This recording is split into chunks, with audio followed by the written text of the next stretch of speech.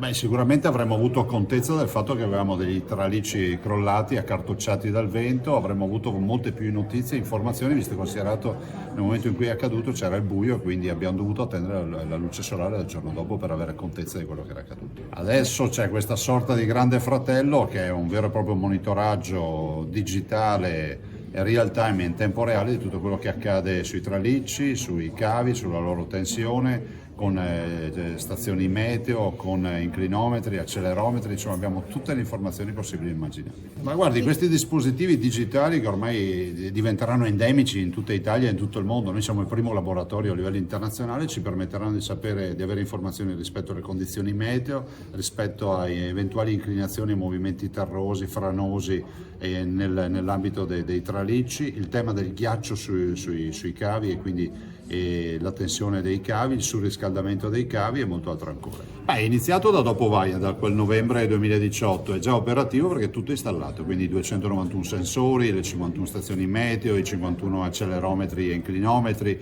e poi tutti gli oltre centinaio di dispositivi che manda informazioni in continuo ovviamente alla centrale. Da qui l'implementazione della nostra centrale di protezione civile e ambientale di ARPA per condividere tutte le informazioni e essere ancora più operativi. Sì, guardi, questa è l'innovazione allo stato puro, nel senso che la linea elettrica ad alta tensione del futuro avrà tutti questi dispositivi. Noi veneti siamo i primi a farli installare, ad averli installati e quindi a monitorare e a cominciare a collaborare.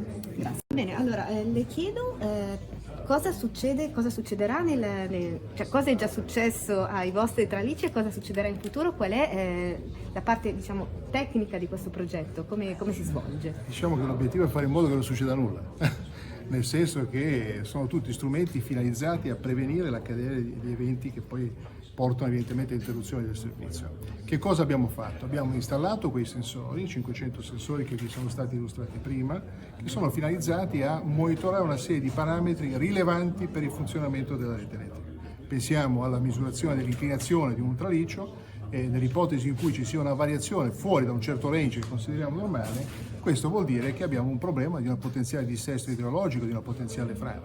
Pensate se un cavo, un conduttore risulta sulla base delle nostre misurazioni sotto pressione o fuori da quello che è un livello adeguato di tensione, vuol dire che potremmo avere teoricamente appoggiato un pino o un albero che si è staccato a seguito di eventi atmosferici. Questo ci consente di identificare velocemente dov'è il problema e intervenire.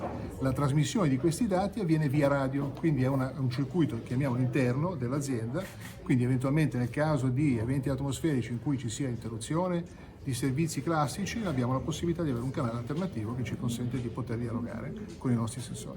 E anche un monitoraggio nel tempo, quindi per vedere come varia la situazione anche senza che ci sia un disagio o un pericolo immediato. Direi che l'elemento più importante è proprio lo sviluppo di algoritmi finalizzati a monitorare segnali deboli che ci facciano capire che sta accadendo qualcosa che può portare a delle conseguenze. Ecco perché dico, siamo in una fase sperimentale, avanzata, concreta, cioè non è sulla carta. Abbiamo installato dei sensori, abbiamo delle linee che sono sottoposte sotto monitoraggio, raccoglieremo dati, informazioni che elaboreremo non da soli ma assieme alle istituzioni, alla protezione civile, all'ARPA, proprio per poter elaborare quelle informazioni che ci servono per fare la nostra manutenzione preventiva. Il Veneto fa da apripista, ovviamente ci sono altre zone a rischio in tutta Italia. Bisogna cominciare però, no? Quindi il Veneto, abbiamo cominciato in occasione di quello che è accaduto a fine novembre del 2018, è stato un momento in cui abbiamo reagito con tutti i mezzi a disposizione per limitare l'interruzione del servizio e dove da lì siamo partiti con una collaborazione con la Regione Veneto molto importante che ci ha consentito insieme di elaborare questa soluzione. È una soluzione concreta, è una prima sperimentazione che da oggi è operativa, i dati che stiamo leggendo nei 15 minuti già oggi vanno nella nostra centrale di controllo e quindi cominceremo a costruire una storia degli algoritmi, come dicevo prima, che ci permetteranno di prevenire.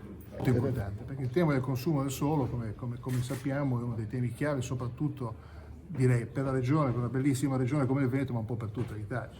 Quindi noi abbiamo bisogno di ottimizzare e il traliccio, che diciamo può essere un oggetto che ha delle caratteristiche che ti consentono di fare un monitoraggio utilizzando lo spazio occupato dal solo traliccio. Quindi abbiamo fatto sì che